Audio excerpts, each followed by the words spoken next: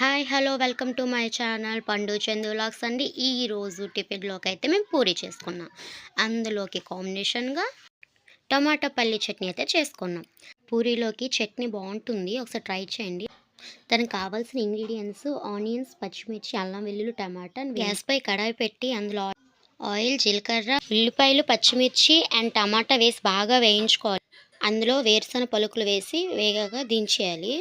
నేను నిమ్మకాయ సైజ్ అంత చింతపండుని నానబెట్టుకున్న మిశ్రమాన్ని మిక్సీ జార్లో తీసుకున్నా. అందులో నేను ముందుగా నానబెట్టి ఉంచుకున్న చింతపండు గుజ్జును కూడా నేను అందులో వేసి మిక్సీ పట్టా.